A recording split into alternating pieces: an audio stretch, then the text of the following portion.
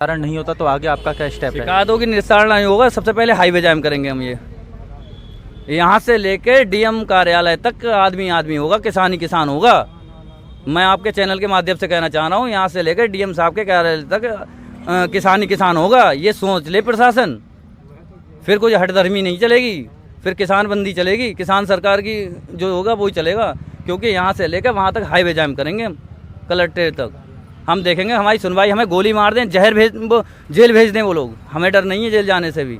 हम तो क्रांतिकारी हैं, जेल तो एक पैर रेल में और एक जेल में, हमारा तो यही रहता है भाई साहब।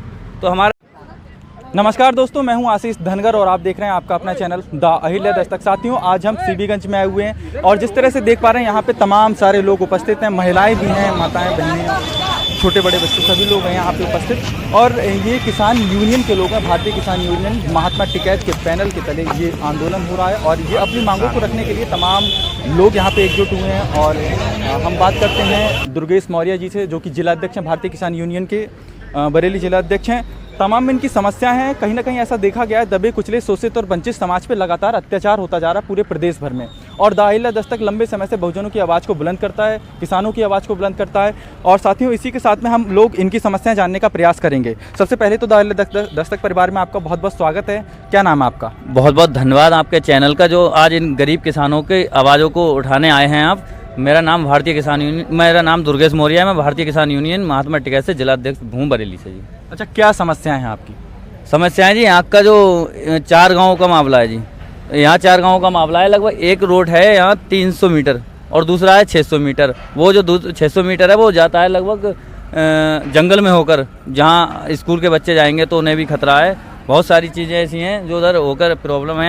यहाँ जो 3 गाँवों का रास्ता है उस पर जो है 300 मीटर का रास्ता है और उस पर रेलवे क्रॉसिंग का भी चल रहा है, क्योंकि ये लोग अगर ये नहीं पड़ेगा तो रेलवे क्रॉसिंग का तो वैसे भी ये बनाएंगे अपना, तो भी दिक्कत रहेगी यहाँ किसानों को। तो हमारी इनकी सब मांग यही है कि यहाँ इसी रोड से निकाला जाए।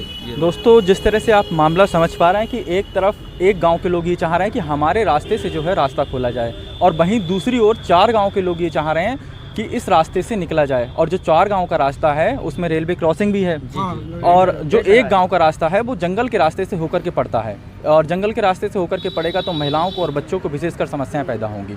तो आपने इसको लेकर के क्या अपनी जो है कानूनी कार्रवाई की अभी तक? जबकि उस रोड के कुछ लोग ऐसे हैं, वो एग्री इसमें वो स्टाम्प भी ले आए हैं, उनका है कि उस रोड पर रोड नहीं पड़ना चाहिए। उस रोड पर जिन लोगों की ज़मीनें आ रही हैं, कुछ किसान ऐसे हैं, वो किसानों की मांग ये है कि वो रोड नहीं पड़ के यही रोड पड़ना चाहिए, जो कि उस रोड पर उनकी ज़मीनें हैं। और दूसरा हमारा ये है, जो आज फिर हम आज 8वां दिन है हमें यहाँ धरने पे बैठे हुए।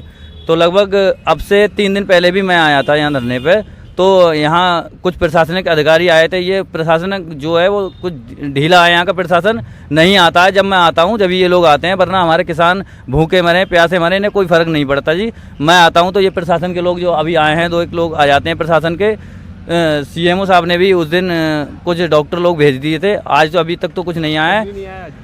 उप जिला अधिकारी महोदय जी बहुत ही बढ़िया हैं यहाँ, गोविंद मौर्य जी, जो किसानों की हर आवाज़ को बुलंद करने में कोई कसर नहीं छोड़ते और सुनते हैं उनकी। तो हमने उप जिलाधिकारी महोदय द्वारा नगर आयुक्त को हमने ज्ञापन भी भेजा था, उसको लेकर हमारे लोगों से कल मेयर साहब ने बात भी की थी शाम, आश्वासन दिलाया है उचित कार्रवाई होगी।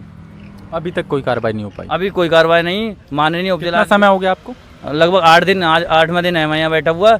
लगभग अभी माननीय उपजिलाधिकारी महोदय का फ़ोन आया था, 1-1.5 घंटे में वो यहाँ आ रहे, किसानों की समस्याओं को सुनेंगे और उस पर जहाँ तक है निस्तारण हो जाएगा हमारा। मतलब 8 दिन से ये किसान आंदोलन कर रहे हैं, कोई देखने तक ठीक से नहीं आ पाया, कोई मतलब विशेष तरीके से कोई जो है सुनवाई नहीं हो पा रही? कोई सुनवाई नहीं थी। जब से हमने यहाँ बैठना शुरू किया है तब से ये लोग अधिकारी लोग आने लगे हैं, किसानों की थोड़ी थोड़ी बातें सुनने लगे हैं। ये गरीब तबके का किसान आखिर क्या करे? उधर तो भाई बड़े बड़े लोग लगे हैं, यहाँ के भ्रष्ट विधायक मान लो, सांसदों को भी मान सकते हो, इनसे भी कई बार ये लोग मांग कर चुके हैं। मेयर साहब से भी मांग करी थी, मगर उस समय तो कुछ नहीं हो पाया था। मगर इस बार मेयर साहब का मन ऐसा है कि देखेंगे क्या होता है, अब आगे की कार्रवाई अगले से देखें। बीजेपी सरकार तो कह रही है कि किसान खुश हैं, नौजवान खुश है और स्टूडेंट खुश हैं।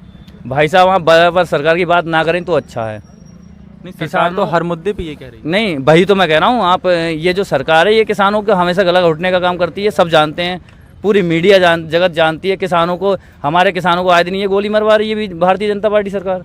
आप देख रहे हैं हमारे हरियाणा में हमारा शुभकरण गोली मार के शहीद कर दिया। तो ये लोग किसानों के कभी नहीं हो सकते।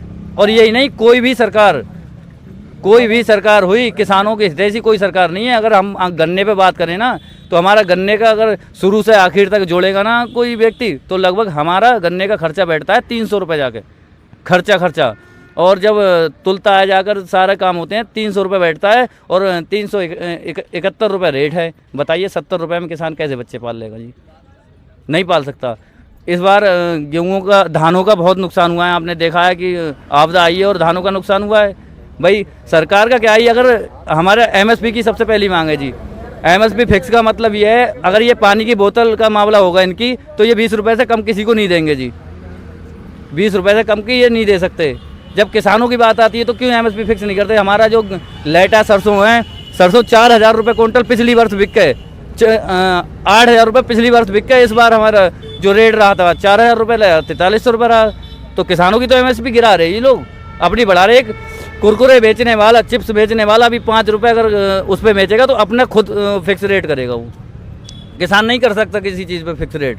इसी बात की हमारी लड़ाई है। किसानों को उनका मुआवजा मिलना चाहिए जो अभी नुकसान हुआ है, और दूसरा किसानों को भी एमएसपी फिक्स हो जाए ताकि किसान अपना मूल्य कुछ तो रेट तय कर सके। यदि हमारा जो खेत में होता है आलू की खेती हमारे खेत में होगी जी, उस समय वो 7-8 रुपये किलो ये लोग उद्योगपति ले लेते हैं, 2-3-4-8 रुपये किलो।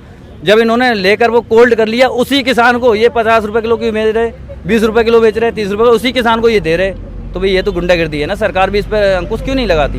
हमेशा हर चीज़ किसानों पे ही थोपेंगे, ये कुछ तो करना पड़ेगा ना किसानों के लिए। यहाँ मीरगंज विधायक जी तो कहते हैं कि जो है सारे लोगों के काम आ रहे हैं, वो जनता की समस्याएं भी सुन रहे हैं, तमाम समस्याओं का निस्तारण भी कर रहे हैं। मीरगंज की तो आप मैं कह ही नहीं सकता। लगभग आपको भी पता होगा, अब रोड पड़ गया है साई और मिर्ज़ापुर का।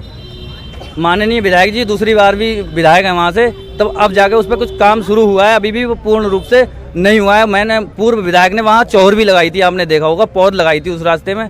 तो वहाँ का कितना किसान परेशान था, इन्हें पता नहीं है क्या?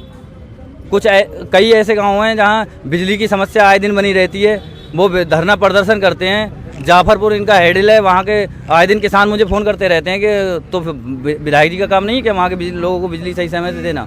मतलब सत्ता पक्ष ठीक से काम नहीं कर रहा है, प्रशासन आपकी सुन नहीं रहा है। बिल्कुल, प्रशासन तो भ्रष्ट हो चुका है, किसानों की नहीं सुन सकता प्रशासन। मगर अब थोड़ी हमें यहाँ बरेली से इसलिए उम्मीद जगी है। माननीय जिला अधिकारी महोदय जी भी बढ़िया हैं, क्योंकि किसानों की सुनते हैं। उप जिला अधिकारी महोदय भी बढ़िया हैं, वो किसानों की सुनते हैं। तो इसलिए अब उम्मीदें जागने लगी हैं, बरेली का कुछ नया हो सकता है जी। अगर फिर भी आपकी शिकायतों का निस्तारण नहीं होता तो आगे आपका क्या स्टेप है? शिकायतों की निस्तारण नहीं होगा, सबसे पहले हाईवे जाम करेंगे हम। ये यहाँ से लेके डीएम कार्यालय तक आदमी होगा, किसान ही किसान होगा।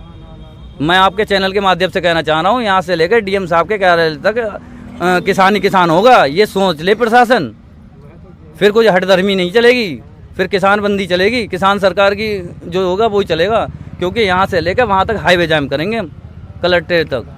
हम देखेंगे हमारी सुनवाई, हमें गोली मार दें, जेल भेज दें वो लोग, हमें डर नहीं है जेल जाने से भी। हम तो क्रांतिकारी हैं, जेल तो एक पैर रेल में और एक जेल में, हमारा तो यही रहता है भाई साहब। तो हमारा यही, हम यहाँ बैठेंगे, हम पर मुकदमा करें, वो हमें जेल भेजें, हमें फांसी लगा दें। हम किसानों की हर लड़ाई को अहम भूमिका से लड़ते रहेंगे जी।